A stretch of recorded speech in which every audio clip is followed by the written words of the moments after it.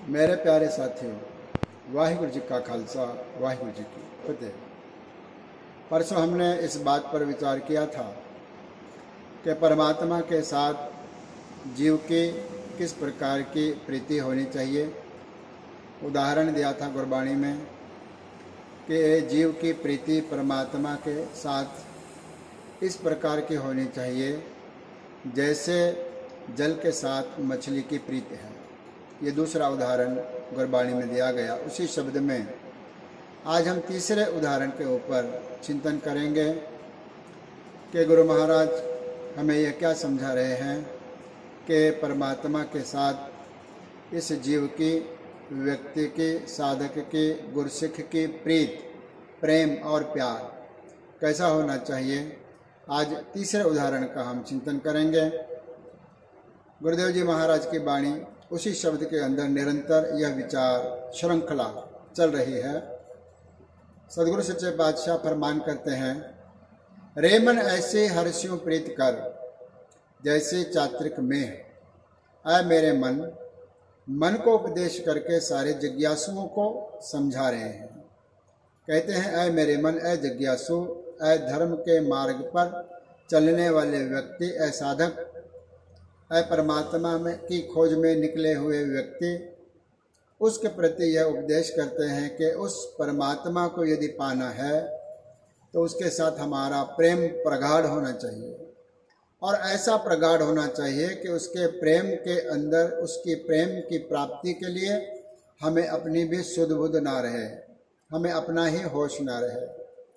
कैसी प्रीत होनी चाहिए?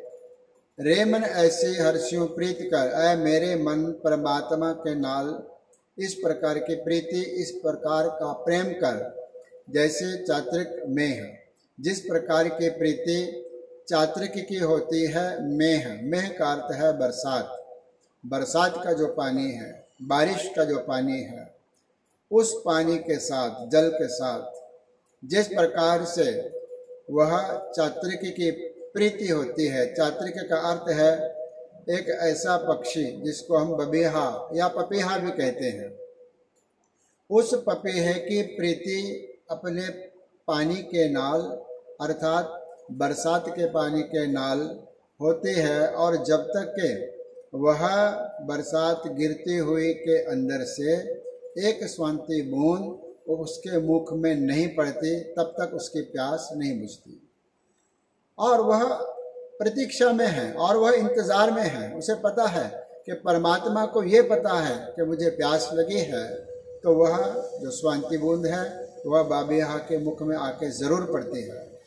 इसलिए जैसे चात्रिक में है, जैसे चात्रिकी की प्रीति है, जैसे पपीहा की प्रीति है, बबीहा की प्रीति है पानी के साथ, क्योंकि उसको पानी पर विश्वास है कि इन पानी के बूंदों से एक बूंद ऐसी होगी जो मेरे मुख में आके पड़ेगी तो मेरे जो प्यास है वह बुझ जाएगी।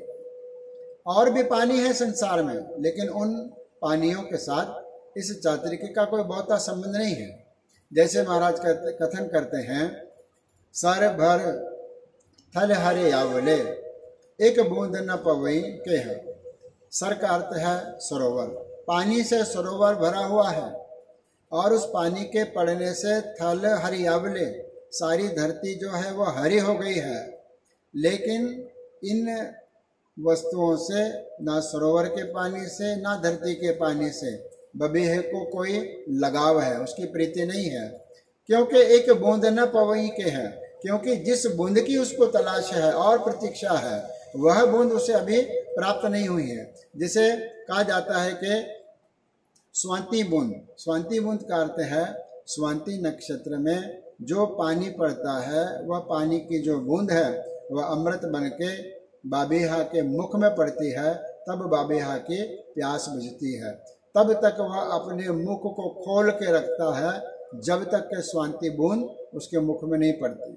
और परमात्मा कृपा करते हैं, उसके मुख में, वह बबीहा के मुख में जो स्वांति बूंद है वह पड़ती है और इस प्रकार से उसकी जो प्यास है वह बुझ जाती है। लेकिन कौन से बबीहे की प्यास बुझेगी, इसका बड़ा अंतरिम अर्थ भी है। कहते हैं, कर्म मिले सो पाइय, किरत पया सिर देह। कर्म मिले करते हैं, कर्म करते हैं, वह प्रभु की परमात्मा की कृपा, उसकी कृपा हो जाए तो वह स्वांति बूंद मिल जाती है। किरत पया सिर देह, लेकिन अपने पूर्व जन्मों के जो किए हुए कृत कर्म हैं, अगर वह ठीक नहीं है तो वह जो सिर देख करके, बबिहा ऊपर देख करके, उसके मुख में जब वह पानी की बूंद नहीं पड़ती तो मुख पसार के ही उसकी मृत्यु हो जाती है। क्यों? किरत पया, वह पूर्वले जन्म के ऐसे कर्म हैं कि इस जन्म में उसको यह स्वाति बूंद नहीं प्राप्त हुई, फिर उसे जन्म धारना पड़ेगा। किरत पया सिर दे, उसे सिर भी देना पड़ता है और वो सिर देने को तैयार भी होता है, लेकिन जो प्रीति है उससे, जो जल के साथ, मेह और बरसात के साथ, वह प्रीति वह त्यागता नहीं है। इसी प्रकार इससे हमें यह प्रेरणा देते हैं गुरु महाराज कि ऐ जीव, तुझे तेरे मन की इच्छा के मुताबिक प्राप्ति हो अथवा ना हो, तेरा प्रेम और तेरी प्रीति परमात्मा के साथ ऐसी होनी चाहिए जैसे चात्रिक की प्रीति जल के साथ। ये एक उदाहरण हुआ और 2 उदाहरण अभी बाकी है, उसमें से एक उदाहरण की विचार हम परसों करेंगे।